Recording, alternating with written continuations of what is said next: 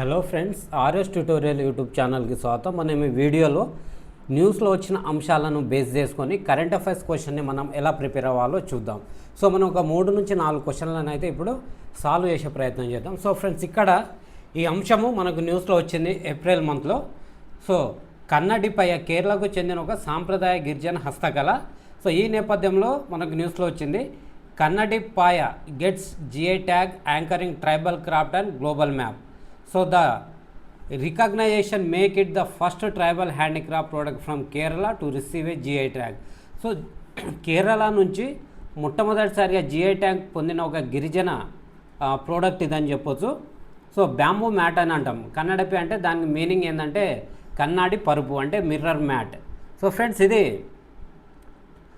అసలు ఎందుకు ఇది ప్రత్యేకమైనదంటే వివిధ గిరిజన సముదాయాలు దీనిని పాటిస్తూ పర్యావరణ హితమైనదిగా మరియు ఉష్ణ నిరోధకత కలిగినదిగా దీన్ని పరిగణిస్తారు. సో అదేవిధంగా ఇటీవల దీనికైతే ఈ జిఐ ట్యాగ్ పొందడం ద్వారా ఇది చట్టపరమైన గుర్తింపు మరియు రక్షణను పొందింది. సో దీని ద్వారా ఏంటంటే దీని యొక్క వారసత్వాన్ని భవిష్యత్ తరాలకు కూడా తీసుకెళ్లడానికి ఇది ఉపయోగపడుతుంది. సో ఇది మనకు గ్లోబల్ మార్కెట్లో దీనికి అవకాశాలు ఇవ్వడమే కాకుండా ఈ హస్తకళ యొక్క ప్రత్యేకతను తదుపరి తరాలకు వారసత్వాన్ని సంరక్షించేందుకు మరియు ప్రోత్సహించేందుకు యువతనైతే ఇది ప్రేరేపిస్తుంది. సో ఫ్రెండ్స్, ఇది దీని మీద క్వశ్చన్ ఏ విధంగా రావచ్చు, సింపుల్గా కేరళకు చెందిన పర్యావరణ హితమైన బ్యాంబూ నేక్త కూదల కోసం ఇటీవల భౌగోళిక జిఐ ట్యాగ్ పొందిన సాంప్రదాయ గిరిజన హస్తకళ ఏది? సో 4 ఆప్షన్లు ఇచ్చారు. ఇంగ్లీష్లో చూడండి ఫ్రెండ్స్, ఇక్కడ ఉంది కదా, which traditional tribal handicraft from Kerala recently received the geographical indication tag for its eco-friendly bamboo weaving.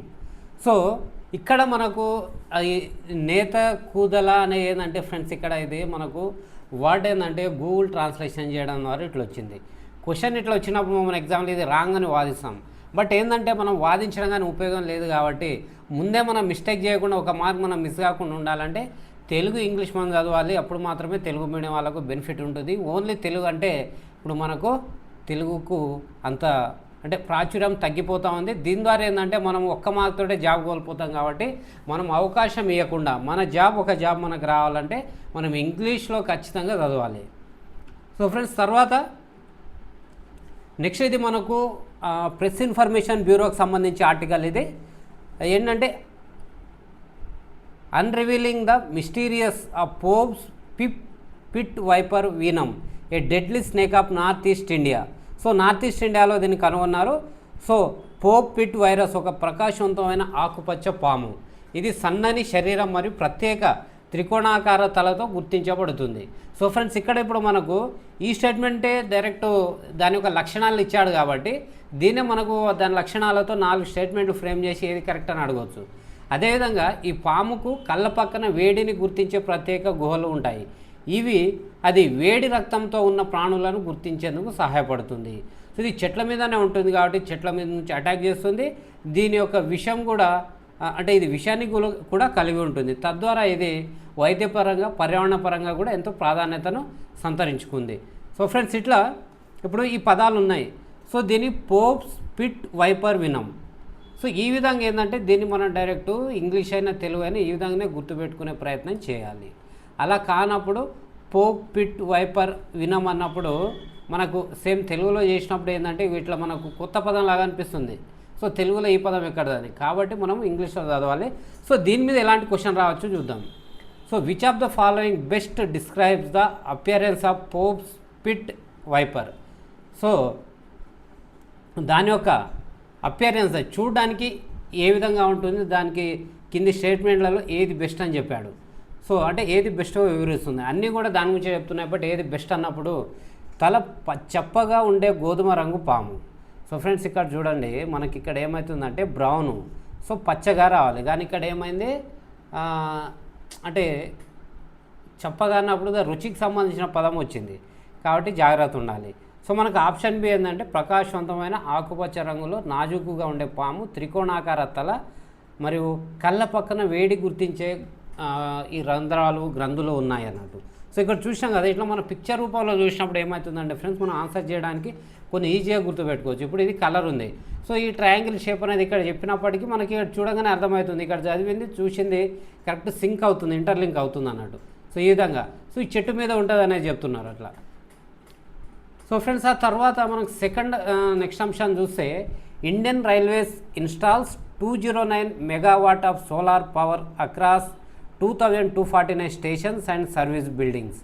So మనకు ఈ రైల్వే శాఖ అనేది సో దేశవ్యాప్తంగా కలిపి 209 మెగావాట్ల స్థాపిత విద్యుత్ సామర్థ్యంతో మొత్తం 2249 స్టేషన్లు మరియు బిల్డింగ్లలో ఈ సోలార్ పవర్ని ఇన్స్టాల్ చేసింది. సో దీంట్లో భాగంగా ఏంటంటే మనకు రాజస్థాన్లో అత్యధికంగా 275 స్టేషన్లలో ఇన్స్టాల్ చేశారు, మహారాష్ట్ర 270, పశ్చిమ బెంగాల్ 237. సో ఈ విషయాన్ని లోక్సభలో ఒక క్వశ్చన్గా అడిగినప్పుడు రైల్వే మంత్రి అశ్విని వైష్ణవ్ గారు దీనికి సమాధానంగా చెప్పారు. సో దీని మీద క్వశ్చన్ ఫ్రెండ్స్ ఈ విధంగా రావచ్చు. తాజా సమాచారం ప్రకారం రైల్వే స్టేషన్లలో అత్యధికంగా సౌర వ్యవస్థలు ఏర్పాటు చేసిన రాష్ట్రం ఏది? సో ఫ్రెండ్స్ ఇక్కడ మనకు ఆన్సర్ వచ్చేసి ఇందాకనే చూసినాం ఇక్కడ మనము రాజస్థాన్ అని. అదేవిధంగా నెక్స్ట్ మనకి ఇక్కడ ఆదాని ఫోటో ఉంది. ద ఎకనామిక్ టైమ్స్లో ఇండస్ట్రీకి సంబంధించిన అంశం ఇది. ఇక్కడ చూస్తే Mundra port handled record 200 million metric tons of cargo volume in 24-25 economic year. So మనకేందంటే ఫ్రెండ్స్ ఈ ముంద్రా ఎయిర్పోర్ట్ ఉంది కదా, ఈ పోర్ట్లో మనకేందంటే ఈ కార్గో హ్యాండిల్ చేస్తుంది.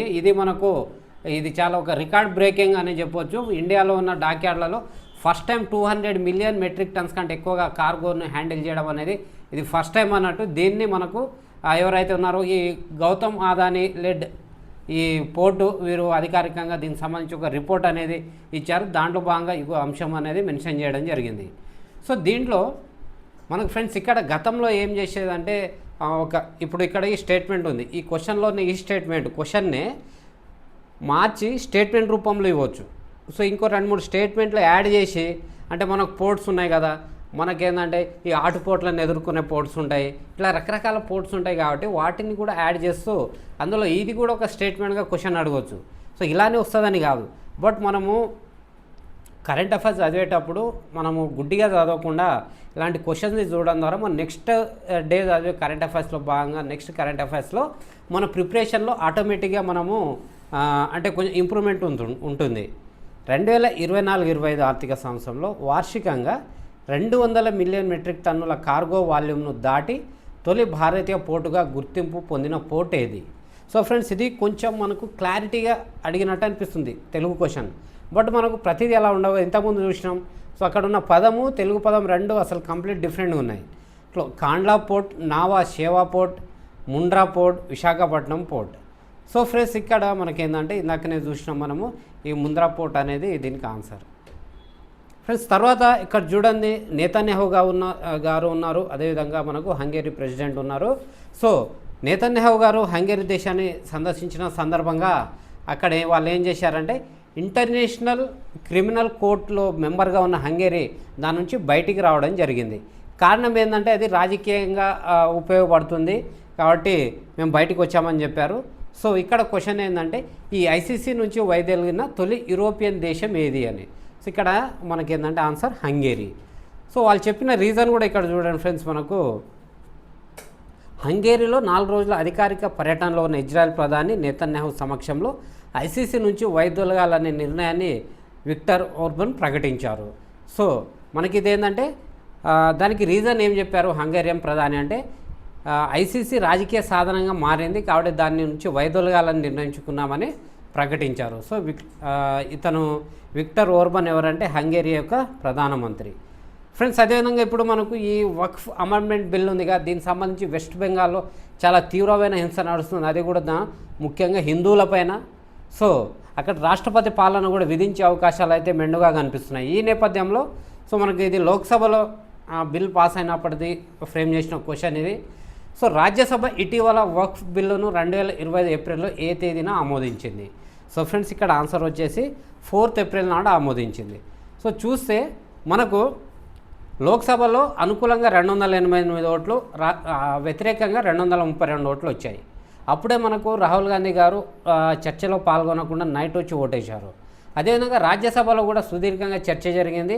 ఆ తర్వాత దీనికి ఓటింగ్ జరగగా 128 అనుకూలంగా 95 వ్యతిరేకంగా వచ్చాయి. సో ఓవరాల్గా ఈ సవరణ బిల్లును అయితే ప్రవేశపెట్టడం జరిగింది. జనరల్గా ఈ బిల్లు గురించి మినిమం అవగాహన ఉన్న ఎవరైనా కానీ అసలు ఈ చట్టమే అవసరం లేదని చెప్తారు. అయినా సవరణ చేస్తున్నారు. అయినప్పటికీ దాన్ని కూడా వ్యతిరేకిస్తూ హిందువుల మీద చాలా దాష్టికానికైతే ఒడిగడతా ఉన్నారు. సో ఫ్రెండ్స్, ఇది మనకు మొత్తం అంశాలను. తర్వాత చివరి అంశం చూస్తే మనము ఈ వీడియోలో cabinet approves vibrant villages programme 2 in financial year 2024-25 to 28-29. So ఇది మనకు ఫ్రెండ్స్ ఇన్ఫర్మేషన్ బ్యూరోలో ప్రచురితమైన ఒక ఇన్ఫర్మేషన్. సో దీన్ని బేస్ చేసుకొని ఓ క్వశ్చను. సో ఇక్కడ దీన్ని ఎవరు ఆమోదించారు ఈ VPP2 ప్రోగ్రామ్ అంటే మనకు ప్రధానమంత్రి నరేంద్ర మోడీ గారు 2024-25 ఆర్థిక సంవత్సరం నుంచి 28-29 ఆర్థిక సంవత్సరం వరకు ఇది సెంట్రల్లీ స్పాన్సర్ స్కీమ్, అంటే కేంద్ర సహాయ పథకం.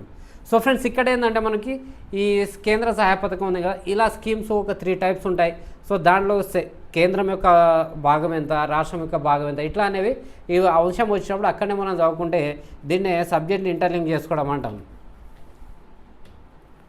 ఫ్రెండ్స్, ఆ తర్వాత మరొకటి మనకు యువ స్పార్క్ దానికి సంబంధించిన ఫౌండర్ ఆకాష్ షర్ఫ్, అతనికి నేషనల్ యూత్ అవార్డు అనేది రావడం జరిగింది. ఎందుకు అనేది మనం ఒకసారి చూద్దాం. సో ఎందుకు ఈ గుర్తింపు ఎందుకు వచ్చిందంటే commitment to improving quality of early childhood education at anganwadi centres in India.